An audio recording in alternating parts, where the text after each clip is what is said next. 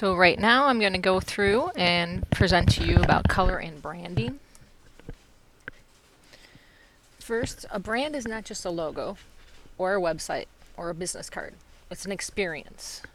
Seth Godin stated that when talking about the meaning of what is a brand is a type of product manufactured by a particular company under a particular name. A certain aspect of brand is the color. Color can identify a certain brand, and the public would know that brand, what that brand is. For example, McDonald's, the golden color. Pillsbury has blue. John Deere has green and yellow. Color can have many meanings for it, and the marketing companies use that to their advantage when designing the company's logos. So when you're designing a logo or a brand, you need to look at the psychology of color. It says that researchers reveal that people make a subconscious judgment about the environment or product within 90 seconds of initial viewing. Between 62 and 90% of that assessment is just based on color alone. So you want to make sure that you're using color, not just black and white, because it gets more of a response, and you want to make sure the color is pleasing to the majority of the people. Now there's primary and secondary colors. The primary colors are red, yellow, and blue, and the secondary colors are orange, green, and purple. So we're going to go through a little bit about the different colors and what they mean. So red's a primary color that the personality or emotions that it evokes are usually strong emotions. It encourages appetite. It's increased with passion and intensity. Like red roses mean that it symbolizes love. For marketing, it increases the heart rate. It is used by restaurants to stimulate appetite. It creates urgency, and most often is on clearance items. It's used for impulse buying. And in politics, it represents communists and the socialist parties worldwide. And it's used for Republicans in the United States. Now the chakra, or the root chakra, is located at the base of the spine. And it relates to the survival, safety, physical, and self. And there's a lot of different companies that uses red, such as McDonald's. There you go with the food. Frito-Lay's, Lego, Adobe, Coca-Cola, Toyota. The next color, yellow, another primary color. The personality and emotions, it usually means cheerfulness and warmth. It can cause fatigue and strain on the eye. It often makes babies cry. Did you know that? I didn't know that. It stimulates the mental process, the nervous system, and it encourages communication. So when you're looking to market your target audience, it represents optimism and youthfulness. It uses to grab the attention of the window shopper, and it shows clarity. In politics, it's represented by the liberalism. And in the chakra, it's located between the abdomen, between the navel and the sternum, and it relates to personal power, will, and self-esteem. So a lot of the different logos, McDonald's still uses the yellow. Denny's uses the yellow and red. Best Buy, IKEA, so there's just a couple different brands. And then the last primary color, blue. Blue is the personality and emotion associated with water and peace. This is the color most preferred by men. It represents calmness and serenity. It helps curb your appetite. It is known as the cold color. It perceives the constant in human life, like due to the sky and ocean being blue, and increases productivity, and is used for colors in most offices. For marketing, target market, a corporate business uses this because it's productive and non-invasive, and it creates a sense of security, trust, and brand. For politics, it represents conservative parties worldwide, and it's used for the Democratic Party in the United States. And the chakra, this one is based at the throat. So it's related to communication, truth, and self-expression, which really goes with Facebook, Twitter, LinkedIn, Skype, all about communication. So that's why they chose those colors for blue. Then again, next one, this is a secondary color, orange. The orange has a personality or emotion, reflects excitement, enthusiasm. It shows warmth, and it warns of caution. For the target market or target audience, it signifies aggression. It creates a call to action to buy, sell, or subscribe. It is found in impulsive buyers, and it represents a friendly, cheerful, confident brand. In politics, orange is the national color for the Netherlands and its royal family. And the chakra is the sacral chakra, located around the lower back and reproductive organs. It's related to sexuality, creativity, and pleasure.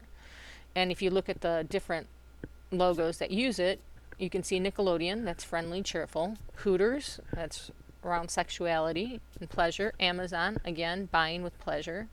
So you look at the different logos that are used for it, and you kind of can see why they chose that color. Another secondary color is green. The personality emotions of green, it constitutes health and tranquility. Obviously, it symbolizes money, and it denotes nature. It helps alleviate depression. Workers in a green environment have fewer stomach aches. Green is used at night with vision goggles because the human eye is more sensitive to it and able to discern the different shades of it. And it also represents growth. So the target market uses it to relax in stores. They associate it with wealth. Green M&Ms are said to send a sexual message and has long been a symbol of fertility. This was once preferred color of choice for wedding gowns in the 15th century. Now the politics associated with this are connected to the environmentalists. The chakra is the heart chakra. It is the center of the body and it is the heart level. It is related to unconditional love and healing. So if you look at the target market and what it means, you look at BP, John Deere, Whole Food, Animal Planet. Now you know why they took those colors, because they have to deal with the environment, nature. And the last one is purple, which is the last secondary color. It is personality emotion. It shows royalty, wealth, and success and wisdom. Many kings wore purple robes. The target market usually uses it for beauty and anti-aging products. It's used to soothe and calm, and it represents a creative, imaginative, wise brand. So for politics, it's used for the royalty, but is hardly used in modern politics. And the chakra is the crown chakra. It's located at the top of the head. It relates to spiritual life and experience, connection to the divine, pure unconsciousness, and transcendence. So if you look at the companies that use these, you've got Yahoo, which they're not really as popular as Google is right now. They have the Hallmark channel, which you can see. It's got a crown in the logo, purple, royalty. Crown Royal, the same thing, purple, royalty. So T-Mobile, I think, is more pink than purple. And Taco Bell, I think, is more pink than purple, too. So the next one, what does this symbol represent? I'm sure you've seen this symbol around.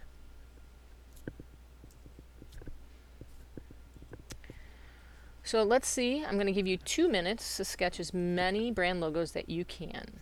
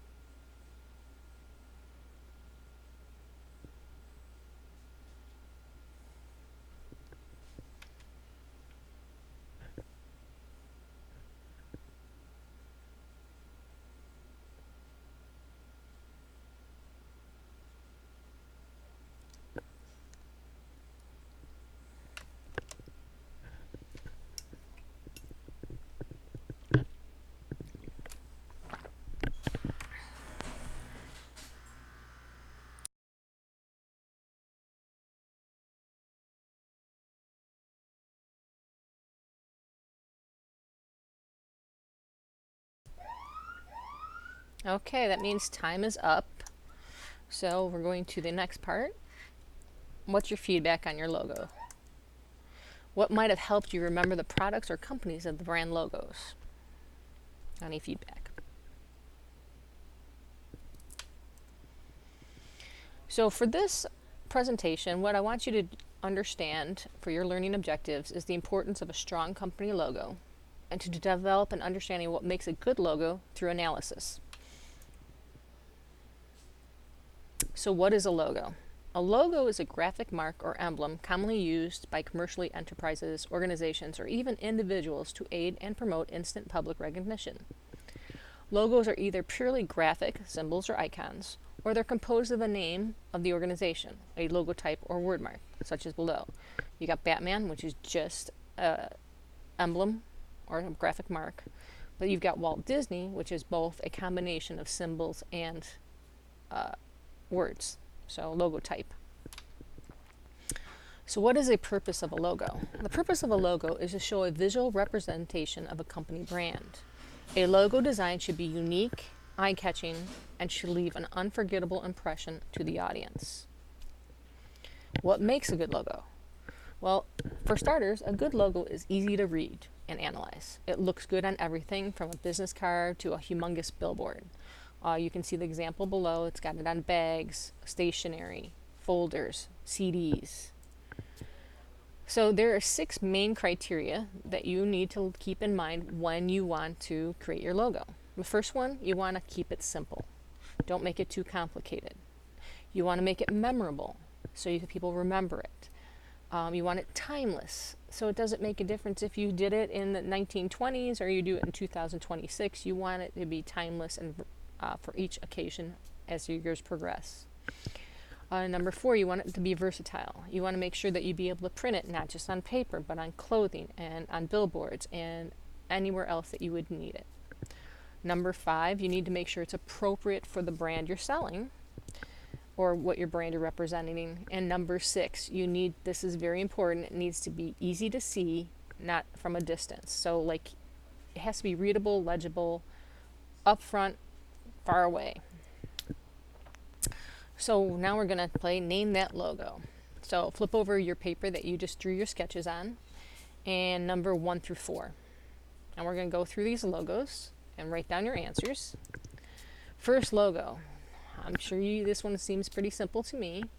And the answer for this one is Starbucks. So this is an illustrated history of Starbucks. When it first started in 1971, it was called Seattle Pike's Place Market, and you can see the logo was brown. And then as it progressed in age, they updated the logo. So in 1987, they started doing espresso, and then in 1992, they became a publicly traded company, and now they're very recognizable. So in 2011, the symbol they use now is only that middle piece. Okay, let's try this next one. This is number 2. Anybody recognize it? I know it's a little blurry. Okay, the correct answer for this one, this is BMW. Now BMW, it was actually the logo was inspired by the propeller of a plane. So the blue on the logo represents the sky. And you can see how it's progressed in the different types of logo designs that they've done in the years. So you get the blue and white propeller. Okay, next logo. This one's a little harder. Some of you might recognize it, some of you might not. I had trouble with this one. Okay, and remember it's red, so it shows like power and wants you to be strong. So the North Face. This is the logo, and it was inspired by the mountains of the Half Dome in California, USA, which is the side of a mountain which is flat.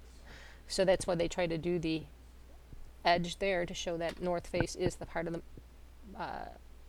mountain. And your last one. It is very colorful, red, white, and blue, very patriotic. So the answer to this one, this is the All-American Football logo. So you can see in 1960 how it started off. Then they changed it in 1970, and then in 2008, this is the logo that they've been using. A lot cleaner, very simple, not as distracting as the first one. So keep that in mind, simple. You want to make sure it's timeless, memorable, okay, versatile, so they can print on anything, from jerseys to merchandise. Okay, so hopefully you did well on that. So now we're going to talk about the challenge. My challenge to you is you're going to create a great logo with try to do a secret message. Now, you're going to use the 6 different ways of criteria for a logo to make a good logo. But to actually make a great logo, sometimes that has a secret meaning. So the first one we have is Baskin Robin. Baskin Robin offers 31 flavors of ice cream. And if you notice, the number 31 is hidden in the logo with the letters of the B and R. Next one, FedEx. The FedEx logo has a hidden arrow between the E and the X, showing movement. Amazon. The yellow arrow is not just a smiley. It also suggests that they can buy everything from A to Z on Amazon. And Tostitos logo has a not so hidden message. You can kind of tell. It's the letters TIT are actually 2 people enjoying Tostitos and dip at a table. And the last one that most people don't know, Toblerone. It's a chocolate company from Bern, Switzerland, which is known for high mountains. Bern is also called the City of the Bears. So you see the silhouette of the bear and the mountain illustration above the logo. All right, so review on their scratch sheet of paper, number 1 to 3, and answer the following questions. Name 5 famous logos used in this Prezi. And then number 2, this is going to be a longer one, so give a lot of space. What makes a good logo? There are 6 criteria. Think of what we went through in the presentation. And number 3, logos should be dully colored and should have words in a humongous font. True or false? And then we're going to go over that. Thank you for the presentation.